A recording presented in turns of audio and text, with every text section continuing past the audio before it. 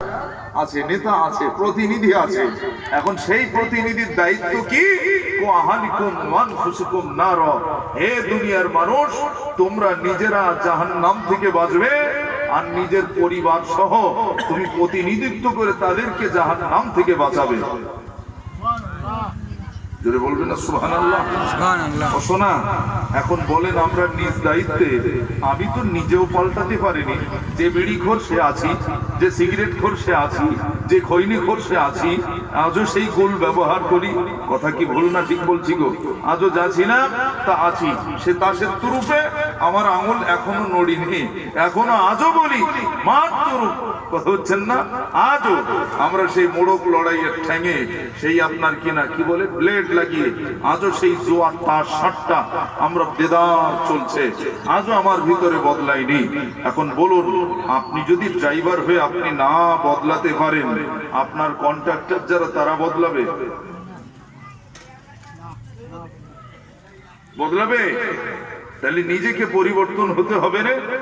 আল্লাহ নিজে বলছেন, হে দুনিয়ার মানুষ, লা ইউগাইয়িরু মা বিকওমিন হাত্তা ইউগাইয়িরু মা বিআনফুসিহিম, যদি তুমি নিজে পরিবর্তন হও আমি আল্লাহ তোমাকে পরিবর্তন করব, আর যদি তুমি পরিবর্তন না হও আমি পরিবর্তন করব না। তবে এটা মনে রেখো, আল্লাহু ইয়াহদি মান ইয়াশা, আমি আল্লাহই, একমাত্র আমি আল্লাহই মানুষের জীবনটা বদলে দিতে পারি। তিনি পারেন হেদায়েত করতে, তিনি পারেন। আমার ইচ্ছা নেই হেদায়েত হওয়ার। আমি মদ খাবো, আমি সুদ খাবো, আমি ঘুষ খাবো, আমি জেনা করব, আমি ব্যভিচার করব, অপরাধ আর অন্যায়ের চরম শিখর আমি পৌঁছাবো, এটা আমার ইচ্ছা। কিন্তু আল্লাহর যদি ইচ্ছা হয়, বান্দা তোকে তা করতে দেবই না, তোকে আমি আল্লাহর ওলি বানাবো, রাসূলের দেখানো মানুষ তৈরি করব। এটা যদি আমার আল্লাহর ইচ্ছা হয়, তিনি পারেন না? পারেন না? বেশক তিনি পারেন। তবে আল্লাহ কাকে হেদায়েত করবেন সেটা আল্লাহ ভালো জানেন। তবে নিজেকে প্রচেষ্টবান হতে হবে, হেদায়েত হওয়ার আশা করতে হবে, আমি ভালো হব। এই ইচ্ছা যদি আমার মধ্যে না থাকে, আপনাকে সারা রাত ধরে বোঝালেও আপনি জীবনে ভালো হবেন না। ভালো হওয়াটা নিজের কাছে, ভালো হওয়াটা নিজের কাছে। আসুন, আল্লাহ আমাদেরকে সর্বশ্রেষ্ঠ করে আমাদেরকে সর্বসম্মান দিয়েছেন, সুবহানাল্লাহ। আর শুধু তাই নয়, যত মাখলুক, সমস্ত মাখলুকের সেরা সম্মান যেমন দিয়েছেন, সমস্ত নবীদের সেরা নবীর উম্মত হিসেবে আমাদেরকে সেই সম্মানে সম্মানী করেছেন। এখন বলেন, এতটা সম্মান আমাদের, এক একটা লোক দেখবেন স্টেজে যখন দাঁড়ায় তাদেরকে এরকম ব্যাজ টাজ করিয়ে দেওয়া হয়, জানেন তো? এটা সম্মান নয়? এখন যদি ব্যাস পরানো লোকটা হঠাৎ যদি স্টেজে নাচ গান শুরু করে দেয়, জলসার প্যান্ডেল, এটা তো জলসাই সালে সব, কিন্তু এই স্টেজে তাকে ব্যাস পরিয়ে দেওয়া হলো আর সে খুব নাচতেছে। কারণ বলেন, এটা কি মানানসই হলো না বেমানান? বেমানান। আপনি জ্ঞানী গুণী মানুষ। আবার ঠিক তেমন আল্লাহ আমাদেরকে সম্মান দিয়ে ভুল করেছেন। আল্লাহ আমাদের সম্মান দিয়েছেন কেন? বান্দা আমাকে ডাকবে, ফাজকুরুনি ওয়াজকুরুকুম ওয়াশকুরুলি ওয়ালা তাকফুরুন। হে বান্দা, তোমরা আমি আল্লাহ আমাকে ডাকবে, আমি তোমাদেরকে ডাকবো। সুবহানাল্লাহ বলবেন না? ওয়াশকুরুলি, তোমরা আমার শুকরিয়া আদায় করবে, ওয়ালা তাকফুরুন, খবরদার কোনো কুফরি কাজ, অস্বীকারমূলক কাজ যেন করবে না, সে পথে যাবে না। এটা আল্লাহর নির্দেশ, এটা আল্লাহর নির্দেশ। কিন্তু সেই নির্দেশনা মতে আমরা চলছি তো? কথা বলে ওয়াজ-নসিহত শুধু শোনাটা যদি শোনা থাকে, তাহলে আপনার জন্য একটা কথা বলতেই হয়। একজন আবেদ কবরের পাশ দিয়ে যাচ্ছেন হেঁটে, বলবো বা রাগ করবেন না তো?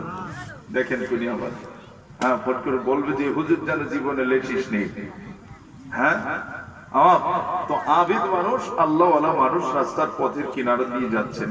আসসালামু আলাইকুম ইয়া আহলাল কুবুর। এই সালামটা কাদের দেওয়া হয়? কবরবাসীদের দেখে সালাম দিলেন। একটা উত্তর আসলো, ওয়ালাইকুম সালাম ইয়া আব্দুল্লাহ। হে আল্লাহর আবেদ, আল্লাহর দাস, হে আল্লাহর গোলাম, আল্লাহ আপনার প্রতি শান্তি দিক। আবেদ মানুষটি তৎক্ষণাৎ দাঁড়িয়ে পড়লেন, এই কোন কবর থেকে আওয়াজটা এলো জানো? ঠিক করতে পারছেন না। উনি কাশফুল কুবুরের নামাজ পড়লেন। কাশফুল কুবুরের নামাজ, কবরবাসীদের সঙ্গে সাক্ষাতের নামাজ। কথা বুঝতে পারছেন? নামাজ আদায় করে উনি জিয়ারাতে দাঁড়িয়ে গেলেন। কাশফের মাধ্যমে চোখটা বন্ধ করে উনি বললেন, এই কবর আছে সামনে, ওই কবরের দুই পাশে দুইটা খেদো শুয়ে আছে, আর উনি মাঝখানে, খুব কষ্ট হচ্ছে ওনার, একটু সবরেশানি, আল্লাহুম্মা আমিন। দোয়া করে দিলেন। দোয়া করার পরে বললেন, তিনটে মাথা তোলো কবর থেকে, কবর থেকে মাথা ওঠানো হোক। যারা মুরিদ তারা যে একটা মাথা উঠালো। হুজুরের হাতে রয়েছে সুন্নতি আশাবাড়ি।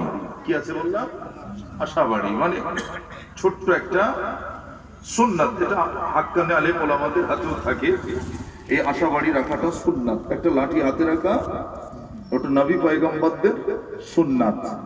কথা বুঝতে পেরেছেন তো? কাজে আমরা যদি এখন ইয়ং বয়সে লাঠি নিয়ে ঘুরি, তাতে প্রশাসনও কেমন ভাবে দেখবে, এ বোধহয় ছেলেটা পাগল হয়ে গেছে।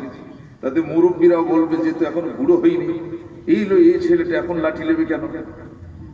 কিন্তু এটা যে আমাদের শরিয়াতের আগিন, এটা তো একটা শরিয়াতের রঙিন। কথা হচ্ছেন না?